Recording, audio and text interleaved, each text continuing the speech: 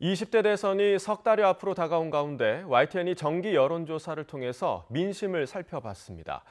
다자 대결에선 국민의힘 윤석열 후보가 더불어민주당 이재명 후보의 오차 범위를 벗어나는 우세를 유지했지만 양자 대결에선 이 후보가 오차 범위 안에서 추격하는 것으로 나타났습니다. 조성호 기자가 보도합니다.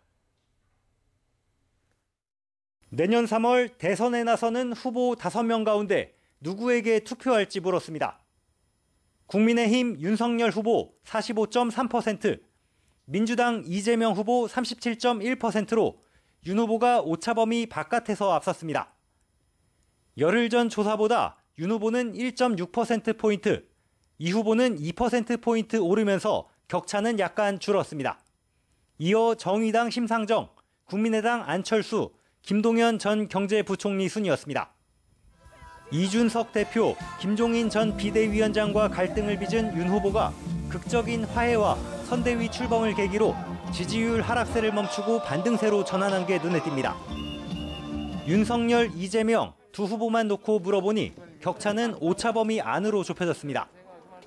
윤석열 후보가 46.9% 지지를 얻어 이재명 후보의 4.9%포인트 앞섰지만 이 후보가 꾸준히 추격하는 것으로 나타났습니다.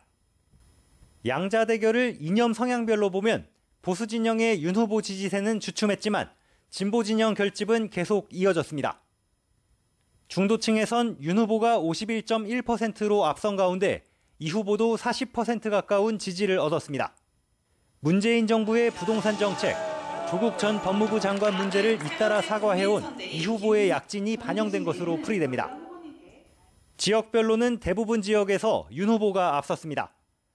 다만 이 후보는 인천 경기 지역에서 윤 후보를 근소하게 앞질렀고 호남 지지율도 70% 가깝게 끌어올렸습니다.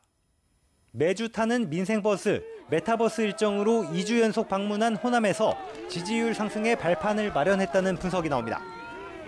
문재인 대통령이 국정 수행을 잘한다는 평가는 30%대 후반을 유지한 가운데 민주당 정권 연장을 바라는 여론은 40%대로 올라섰습니다.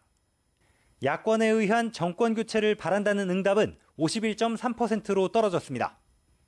국민의힘과 민주당의 정당 지지율은 모두 하락했지만 국민의힘이 오차 범위 밖에서 여전히 앞섰습니다. YTN 조성호입니다.